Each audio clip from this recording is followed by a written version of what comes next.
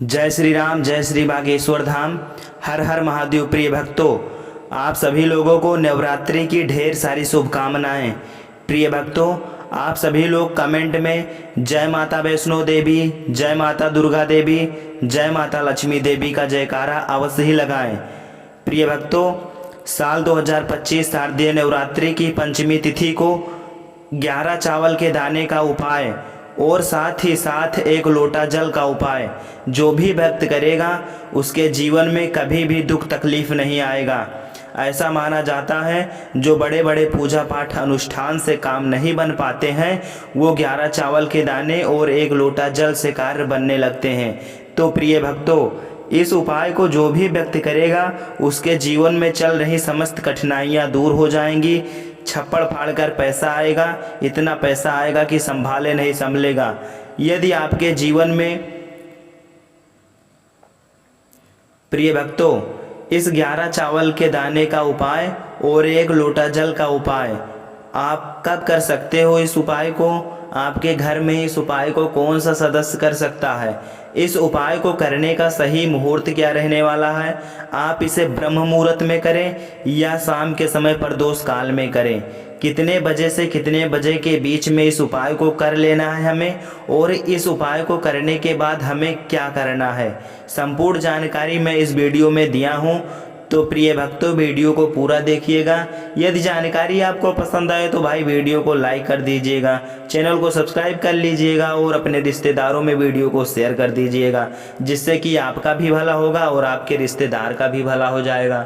तो प्रिय भक्तों, उपाय को शुरू करें उससे पहले आपसे एक छोटी सी रिक्वेस्ट है, आप मेरे इस शास्त्र की बातें चैनल को सब्सक्राइब कर लीजिएगा और अपने रिश्तेदारों में प्रिय भक्तों प्लीज़ शेयर कर दीजिएगा, जिससे आपका भी भला हो जाएगा और आपके रिश्तेदार का भी भला हो जाएगा। तो प्रिय भक्तों, इस 1 लोटा जल और 11 चावल के दाने का उपाय आपको सबसे पहले ये जान लीजिए कब करना है, और इस उपाय को घर का कौन सा सदस्य कर सकता है। घर का छोटा सदस्य कर सकता है या घर का बड़ा सदस्य कर सकता है? इस उपाय को कौन कर सकता है, तो संपूर्ण जानकारी मैं इस वीडियो में दिया हूँ। तो चलिए प्रिय भक्तों, पूज्य गुरु जी श्री प्रदीप मिश्रा जी द्वारा जानकारी को प्राप्त करते हैं और अपने जीवन को एक नया जीवन देते हैं। तो दोस्तों, इस 11 चावल के दाने वाले उपाय को हमें इस गुरुवार के दिन कैसे करना है, किसको करना है, किस समय करना है और कहां पर करना है, ये सारे सवालों के जवाब आपको इस वीडियो में मिल जाएंगे। और जो ये वीडियो देखेगा भाई, उसको 11 चावल दाने वाला उपाय जरूर करना चाहिए, क्योंकि इस दिन 1 चावल दाने का भी बहुत ही बड़ा और विशेष महत्व होता है। और जब बात आ जाए 11 चावल के दाने की, तो ये सोने पे सुहागा वाली बात हो जाती है और ये एक बहुत ही बड़ा उपाय हो जाता है इस गुरुवार चतुर्थी तिथि का। तो अब दोस्तों, इस 11 चावल के दाने वाले उपाय को आखिर करना किसको है, सबसे पहले हम लोग वो बात जान लेते हैं। तो देखो, घर की जो बड़ी माताएं बहनें होती हैं, उन माताओं बहनों में से कोई भी एक बड़ी माता बहन इस वाले उपाय को कर सकती है। और दोस्तों, अगर आप चाहें तो अपने घर में से सभी सदस्यों को भी इस उपाय को करवा सकते हैं। अगर किसी व्यक्ति की खुद की कोई मनोकामना है, खुद की कोई दुख और परेशानी है जो कि वह अपने लिए ही करना चाहता है इस वाले उपाय को, तो वह खुद अपने लिए भी कर सकता है। बाकी अगर कोई घर में से ऐसा है जो कि अपने पूरे घर परिवार की सुख और शांति के लिए ये वाला उपाय करना चाहता है, तो भाई वह भी कर सकता है, उसमें भी कोई दिक्कत वाली बात नहीं है। कहने का मतलब ये है कि इस उपाय को हर एक सदस्य भी कर सकता है और पूरे घर परिवार के सदस्य के लिए घर की बड़ी माताओं बहनों में से कोई एक माता बहन भी कर सकती है। माताएं बहनें अगर घर में उपस्थित न हो या वो यह वाला उपाय न कर पा रही हो, तो फिर घर का कोई बड़ा सदस्य भी इस 11 चावल के दाने वाले उपाय को कर सकता है, चाहे फिर वह पुरुष ही क्यों ना हो, उसमें कोई भी दिक्कत वाली बात नहीं है। अब दोस्तों, इस 11 चावल के दाने वाले उपाय को हमें करना कहां पर है? हमें इसे शिव जी के मंदिर में जाकर करना है। बहुत सारे लोग प्रश्न करते हैं हर एक उपाय को करते समय, क्या हम इस उपाय को घर पर कर सकते हैं? तो इस वाले उपाय को आप घर पर नहीं कर सकते हो। इस वाले उपाय को करने के लिए आपको शिव जी के मंदिर ही जाना पड़ी रहेगा।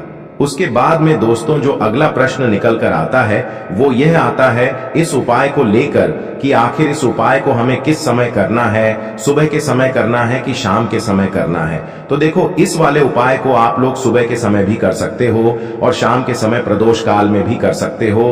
अब अगर आप पूछो कि भाई सबसे उत्तम समय कौन सा रहेगा इस 11 चावल के दाने वाले उपाय को करने का, तो हम आपसे बस यही कहेंगे कि इस उपाय को आप सुबह के समय करेंगे तो ज्यादा बेहतर होगा।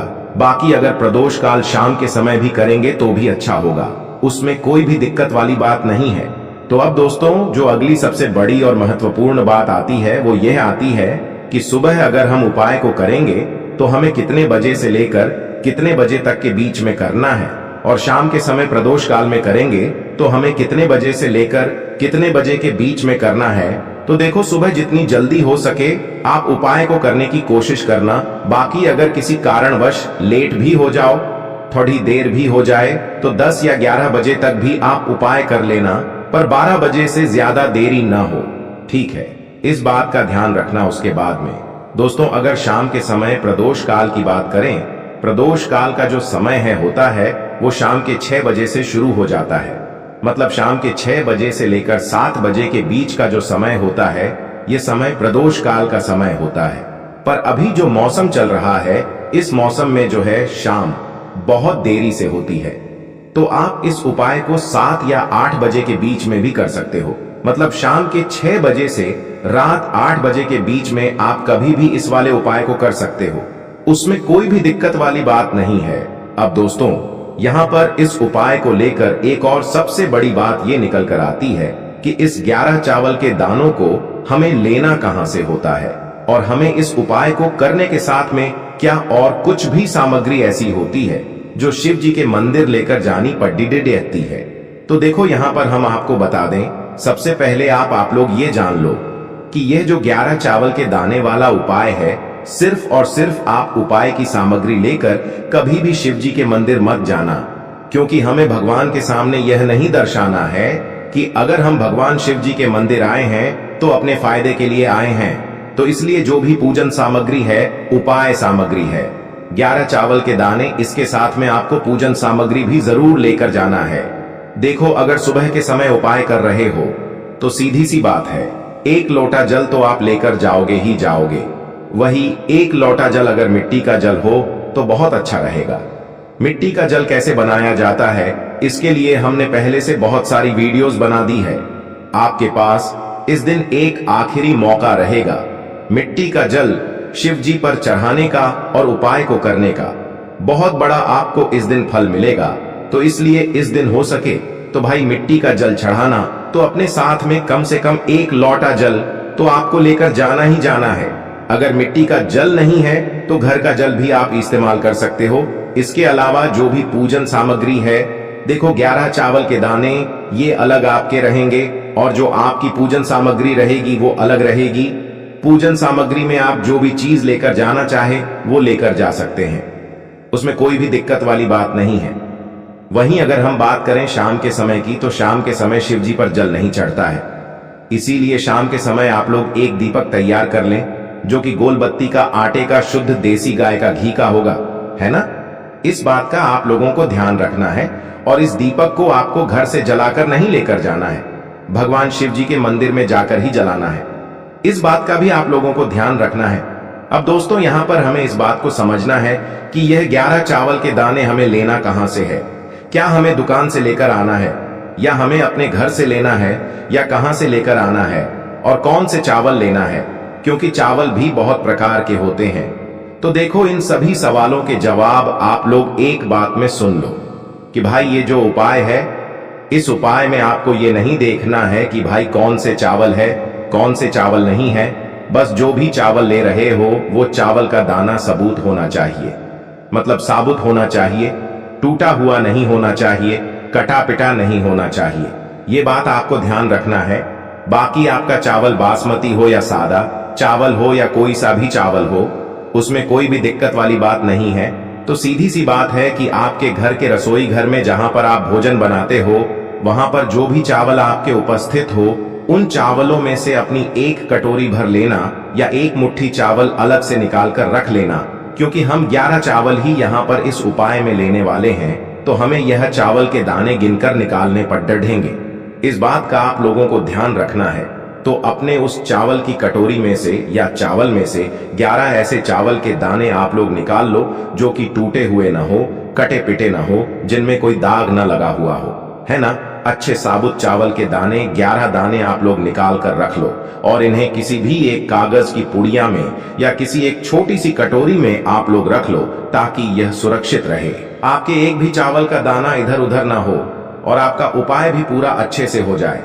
तो भाई जैसे ही आपका उपाय की जो सामग्री है 11 चावल के दाने ये तैयार हो जाते हैं, उसके बाद मैं आपको जो भी अपनी पूजन सामग्री है सुबह के समय कर रहे हो तो 1 लोटा जल या पूजन सामग्री जो लेकर जाना चाहो उसकी भी तैयारी कर लेना। और शाम के समय जा रहे हो तो भाई अपना जो दीपक है उसे तैयार कर लेना, ठीक है। और उपाय को करते समय शुद्धता का विशेष रूप से ध्यान रखना, ठीक है। सुबह सुबह स्नान करने के बाद ही उपाय को करने की आप लोग तैयारी करना। उसके बाद अगर शाम के समय की बात करें तो शाम के समय आपको स्नान करने की जरूरत नहीं है, पर शुद्धता का ध्यान रखना है। आपको स्नान तो नहीं करेंगे, आप हाथ मुंह धोकर भी इस वाले उपाय को शाम के समय प्रदोष काल में कर सकते हैं। इसमें कोई दिक्कत वाली बात नहीं है। तो आप अपने उपाय की पूरी सामग्री तैयार करके आपके पास ही में जो आपका शिव मंदिर हो वहां पर पहुंच जाइए। सबसे पहले शिव मंदिर में जाकर आप लोगों को उपाय नहीं करना है, पहले भगवान के दर्शन करना है, भगवान से आशीर्वाद प्राप्त करना है, फिर शिव जी की शिवलिंग के पास में आना है। शिवलिंग के पास में आने के बाद आप जो पूजन सामग्री लेकर आए हुए हैं, जैसे कि सुबह गए हुए होंगे तो 1 लोटा जल और जो भी पूजन सामग्री लेकर आए हैं आप उनसे भगवान शिव जी की पूजन कीजिए। सबसे पहले तो 1 लोटा जल ही चढ़ेगा, उसके बाद में आपकी पूजन सामग्री चढ़ेगी। उसके बाद में अगर दोस्तों शाम के समय अगर आप इस उपाय को कर रहे हो तो अपने साथ में कम से कम एक जो दीपक है गोल बाती का जो आप अपने साथ में लेकर गए हो, उस दीपक को मंदिर में जाकर अपनी माचिस से जलाना है और उस दीपक को शिवलिंग के पास में रखना है, ठीक है। इस दीपक को रखने के बाद ही आप लोगों को अपना ये वाला उपाय शुरू करना है। और दीपक को ज्यादा पास में मत रखना, वैसे भी गर्मी पड़ रही है, भगवान शिव जी को आंच नहीं लगनी चाहिए, है ना। तो भाई जैसे ही आपकी पूजा अर्चना हो जाती है आप भगवान शिव जी को प्रसन्न कर लेते हैं। उसके बाद में शिवलिंग के पास ही में आप कहीं पर बैठ जाइए, सामने या आसपास जिस जगह पर आपको बैठना हो वहां पर बैठ जाइए और अपने वह 11 चावल के दाने अपने सामने निकाल कर रख लीजिए, क्योंकि अब यहाँ पर उपाय को यहाँ पर करने की आपको तैयारी करना है। और इस तरीके से जब आप उपाय करेंगे, पूजन सामग्री करने के बाद, पूजन अर्चना करने के बाद, तो आपको उपाय का फल बहुत जल्दी और बहुत बढ़ा होकर मिलेगा। तो अपने 11 चावल के दाने अपने सामने निकाल कर रख लेना। और यह जो उपाय है यह आपकी सीधे हाथ की हथेली से होगा, इसलिए इस बात का भी विशेष रूप से ध्यान रखना है। तो सीधे हाथ की हथेली का प्रयोग करके ही आप लोग अपना इस वाले उपाय को करना। अपने सामने जो भी आपकी कागज की पुड्डियां है उसको खोल कर रख लो, या कटोरी है तो भाई उसे अपने सामने रख लो और अपने वह 11 चावल के दाने निकाल लो, ठीक है। उसके बाद में दोस्तों अब आपको क्या करना है कि शिवलिंग आपके सामने होगी, तो आपने वह 11 चावल के दाने एक एक करके आपको शिव जी के शिवलिंग के ऊपर चढ़ाना है। कहां पर चढ़ाना है? शिवलिंग के ऊपर चढ़ाना है और कहीं पर भी नहीं चढ़ाना है। आपको अपने हथेली से तो शिवलिंग के ऊपर चढ़ना है, भले ही फिर वो अपने आप जलाधारी पर गिर जाए या मतलब वहीं पर गिर जाए, उसमें कोई दिक्कत वाली बात नहीं है, पर आप चढ़ाओ शिवलिंग के ऊपर ही। तो आपको क्या करना है, अपना पहला चावल का दाना उठाना है, श्री शिवाय नमस्तुभ्यम बोलना है और शिवलिंग पर चढ़ा देना है। इसी तरीके से दूसरा चावल का दाना उठा है, शिवलिंग पर चढ़ाना है और मंत्र बोल देना है। और फिर तीसरा चावल का दाना उठाना है, श्री शिवाय नमस्तुभ्यम बोलना है और चढ़ा देना है। इसी प्रकार से आपको पूरे 11 चावल के दाने एक एक करके शिव जी के शिवलिंग के ऊपर चढ़ाना है और भगवान से प्रार्थना करते जाना है। मतलब प्रार्थना तो आपको आखिरी में करना है, पर हर एक चावल के दाने को चढ़ाते समय श्री शिवाय नमस्तुभ्यम जरूर बोलना है। उसके बाद ही में यह चावल का दाना शिवलिंग के ऊपर आपको चढ़ाना है। जैसे ही आपके 11 चावल के दाने शिवलिंग के ऊपर चढ़ जाते हैं तो भाई उसके बाद में आपको क्या करना है, भगवान से अपनी मनोकामना बोलना है। मनोकामना भी कब बोलना है, जब आपका 11 चावल का दाना आपके सीधे हाथ की हथेली में हो और आप उसे चढ़ाने के लिए जा रहे हो, श्री शिवाय नमस्तुभ्यम बोलकर उस आखिरी चावल के दाने को शिवलिंग के ऊपर चढ़ा देना और भगवान से फिर अपनी वह मनोकामना बोल देना, जिस मनोकामना के लिए आप लोग अपना यह वाला उपाय कर रहे हो, जिस भी दुख और परेशानी के लिए आप लोग अपना यह वाला उपाय कर रहे हो, उसके बाद में जैसे ही आप अपनी मनोकामना बोल देते हो, आपका यह वाला उपाय पूरा हो जाता है। पर दोस्तों, उपाय को करने के बाद आप लोगों को 2 मिनट भगवान शिव जी के मंत्र का जाप जरूर करना है और मंत्र का जाप करने के बाद भगवान से एक और बार प्रार्थना करना है अपनी मनोकामना के लिए या अपनी जो भी दुख और परेशानी है उसके लिए। इसके बाद में आप लोग भगवान को देखकर भगवान से प्रार्थना करके उनसे आशीर्वाद लेकर वहां से उठ सकते हैं और अपने घर पर जा सकते हैं। बस दोस्तों, यहां पर यह वाला उपाय पूरा हो जाता है। इस तरीके से जो भी व्यक्ति छोटी छोटी चीजों का ध्यान रखते हुए इस 11 चावल के दाने वाले उपाय को करेगा, निश्चित सी बात है उसे उसकी मनोकामना जल्द ही पूर्ण होगी और जो भी दुख और परेशानी है वो भी बहुत ही जल्दी दूर होंगे। और दोस्तों, अगर आपको हमारी ये वीडियो पसंद आई हो तो हमारे इस वीडियो को लाइक और चैनल को सब्सक्राइब जरूर करें। हर हर महादेव, ओम नमः शिवाय। के लिए आपको लेना है 11 चावल के दाने। गुरु जी ने कहा है चावल के दाने खंडित नहीं लेने हैं, बिल्कुल साबुत होने चाहिए। उसके साथ में आपको लेना है एक बेलपत्र। बेलपत्र का भी एक नियम है, अगर आपके पास बेलपत्र नहीं है तो आप शिवलिंग से उठाकर उसको पुनः शुद्ध जल से धोकर इस्तेमाल कर सकते हैं। इस प्रकार आपको बेलपत्र लेना है। इसके बाद आपको एक लोटा जल लेना है।